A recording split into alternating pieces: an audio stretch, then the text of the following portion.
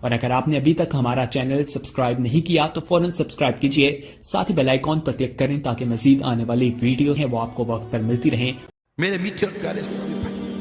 ہمارے بزرگ اپنی نفس پر قابو پانے کی کوشش کرتے نہیں کیا کریں اور خود کو جہنم کی آگ سے بچائیں، جہنم کے شعلوں کا تصور باندھتے تھے، مگر ہم ہیں، ہمیں جہنم کے تصورات آتے کتنے، وہ بندہ بھی کتنا عجیب ہے جو یہ جانتا ہے کہ دوزخ سخت ترین عذاب کا مقام ہے، پھر بھی گناہوں کا ارتکاب کرتا ہے، پھر بھی اپنے نفس کا محاسبہ نہیں کرتا، پھر بھی خود کو گناہوں سے بچانے کی کوشش نہیں کرتا، پھر بھی اپنی آنکھوں کی حفاظت کی کوشش نہیں کرتا، پھر بھی اپنے کانوں کی حفاظت کی کوشش نہیں کرتا، ارے پھر بھی غیبتوں پہ غیبت کیے جا رہا ہے، چغلیوں پہ چغلیاں کیے جا رہا ہے، فلموں پہ فلمیں دیکھے جا رہا ہے، گانوں پہ گانے گنگنا ہی جا رہا ہے، سوچتا نہیں؟ ارے کبھی جہنم کے بارے میں سنا بھی ہے، کبھی جہنم کا تصور کیا بھی ہے؟ سنو اگر جہنم کو سوئی کی نوک کے برابر کھول دیا جائے تو اس کی تپش و بدبو سے ساری مخلوق ہلاک ہو جائے۔ اہل جہنم کا جو مشروب پینے کے لیے دیا جائے گا، اہل جہنم کو جو مشروب پینے کے لیے دیا جائے گا وہ اس قدر خطرناک ہے کہ اگر اس کا ایک ڈول دنیا میں بہا دیا جائے تو دنیا کی تمام کھیتیاں برباد ہو جائے، نہ اناج اگے نہ پھل۔ کبھی سوچا؟ جہنم کا تصور کیا؟ جہنم کے سانپ اور بچھو بے حد خوفناک ہیں، حدیث شریف میں ہے جہنم میں عجمی اونٹوں کی گردن کی مثل بڑے بڑے سانپ ہوں گے جو دوزخیوں کو ڈستے ہوں گے، وہ ایسے زہریلے ہوں گے کہ اگر ایک مرتبہ کاٹ لیں گے تو 40 سال تک ان کے زہر کی تکلیف نہیں جائے گی، اور لگام لگائے ہوئے کھچروں کے برابر بڑے بڑے بچھو جہنمیوں کو ڈنک مارتے رہیں گے، ایک بار ڈنک مارنے کی تکلیف 40 سال تک باقی رہے گی۔ ترمذی کی روایت میں ہے جہنم میں سعود نامی آگ کا ایک پہاڑ ہے جس کی بلندی 70 برس کی راہ ہے، کافر جہنمیوں کو اس پر چڑھایا جائے گا، 70 برس میں وہ اس بلندی پر پہنچیں گے، پھر اوپر سے انہیں گرایا جائے گا تو 70 برس میں وہ نیچے پہنچیں گے، اسی طرح ان کو عذاب دیا جائے گا۔ جہنم کے ایسے خوفناک عذاب کا تذکرہ سننے کے باوجود بھی جو گناہ سے باز نہ آئے اس پر واقعی تعجب ہے، جو خیال نہ کرے، سوچے نہیں، بے باکی۔ ارے بے باکی کیسی بے باکی؟ آخر انسان کو اس دنیا نے کیا دے دیا اور دینا بھی کیا؟ اس کی رنگینیوں میں گھومے، لوٹ مار میں مصروف ہے، قتل و غارت گری میں مصروف ہے،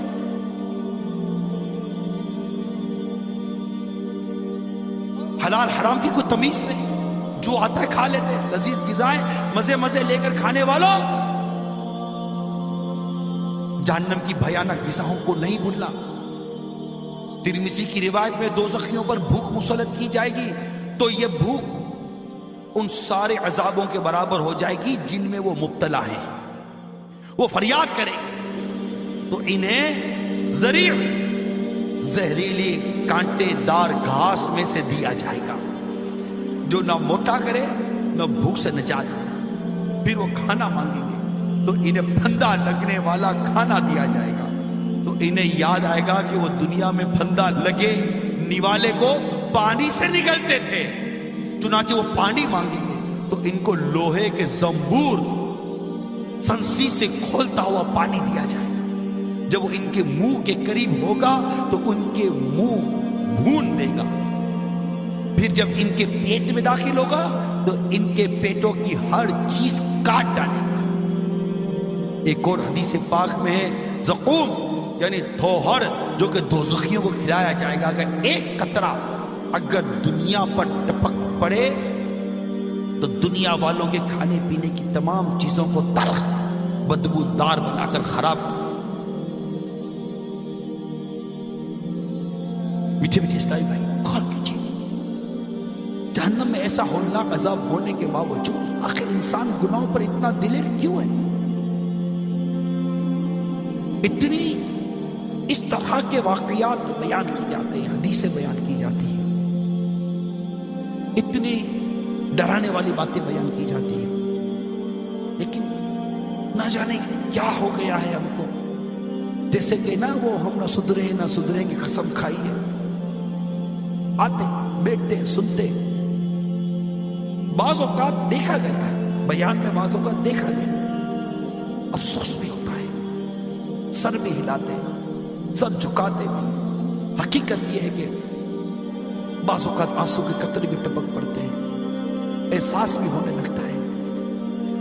خود سے بات بھی کرتے ہیں بعض اوقات بیان کے دوران، یار تو کر کیا رہا ہے، کیا کر رہا ہے، ذرا سوچ تو صحیح،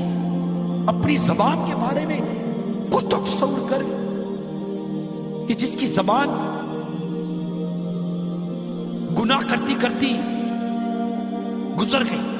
اور وہ بغیر توبہ کیے مر گیا، ایک تصور تو کر، اور اسی زبان سے اگر قیامت کے دن لٹکا دیا گیا، نکال کر لٹکا دیا، زبان سے لٹک رہا ہے، اے تصور تو کر، جن آنکھوں سے بدنگاہی کی، جہنم کی آگ کی سلائی ان آنکھ میں ڈال کر کھچ سے نکال دی جائے، تصور کر، ارے جو کم سے کم جو تصور کیا جا سکتا کرے، کیا تصور کریں گے، جھڑ سی آتی ہے، جھٹکا سا لگتا ہے، مگر میں یہ پوچھتا ہوں، یہ جھڑ یہ جھٹکا،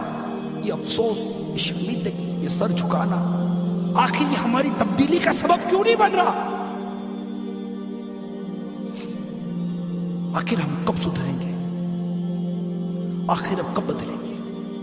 آخر ہمارے گھروں کا ماحول گناہوں سے پاک کب ہوگا؟ کب ہمارے گھروں میں گانے باجے موسیقی کی آوازیں بند ہوگی؟ کب ہمارے گھروں میں بچوں سے لے کر بڑوں تک سارے کے سارے نمازی بنیں گے؟ ارے کب ہمارے گھر کی عورتیں شرعی پردہ کریں گی، مدنی برقع پہنیں گی؟ کب ہمارے بچے نمازی ہوں گے؟ کب؟ ذرا سوچیے، ارے کب ہمارا روزگار انتہائی حلال اور پاکیزہ روزگار بنے گا؟ کب؟ سوچو، ارے کب فلمیں ڈرامے دیکھنا بند کرو گے؟ سوچو، کب شراب چھوڑو گے؟ سوچو، کب؟ دنیا کی محبت، دنیا کی رنگینی، دنیا کی چاہت، دنیا کا مال دولت، عیش و آرام، شہرت طلب، ارے تو نے منصب بھی کوئی پایا تو کیا، قصر عالی شان بنوایا تو کیا، ارے کتنی موت کی خبریں سنتے رہتے ہیں، ارے کبھی موت کی خبروں کو سن کر اپنی موت یاد آئی ہے یا نہیں ہے کبھی، کہ میں بھی مروں گا، کسی دن میرا بھی پیغام ہو سکتا ہے دنیا میں نشر کیا جائے گا کہ یہ بھی مر گیا،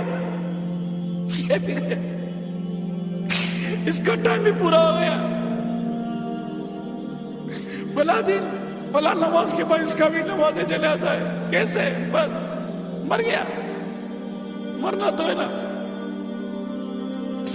یہی ناز اٹھانے والے منو مٹی تلے قبر میں داب کر آ جائیں گے، اکیلے اندھیرے قبر میں اکیلے ہوں گے، کوئی نہیں آئے گا، کوئی نہیں آئے گا، ماں باپ بھی نہیں ہوں گے، بیوی بچے بھی نہیں ہوں گے، دوست یار بھی نہیں ہوں گے، کوئی بھی نہیں ہوگا، اے لوگوں میں رہ کر قبر کو بھولنے والوں، اس قبر کو یاد کرو جس میں تنہارے نارے، یہ نہیں ہو سکتا کہ ہماری قبر میں کوئی لائٹ جلائی جائے گی، یہ نہیں ہو سکتا کہ ہماری قبر میں کوئی روشن دان نکال دی جائے گی، کوئی ہوا کا انتظام اندر میں اسپیشل کیا جائے گا، کوئی اندر میں بستر لگا دیا جائے گا، کوئی اہتمام کیا جائے گا، نہیں ہوگا، ہمارے کپڑے الماری میں لٹکتے رہ جائیں گے، وہی اندر بڑے رہ جائیں گے، وہی باہر سے کپڑ لا کر پہنا دیں گے، وہی گلا ہوگا، وہی جو سب کے ساتھ ہو رہا ہے وہی ہوگا، کیا ہوگا؟ ساری یہ رونقوں میں ہم اس گڑے کو کیسے نادان ہے، کیسے نادان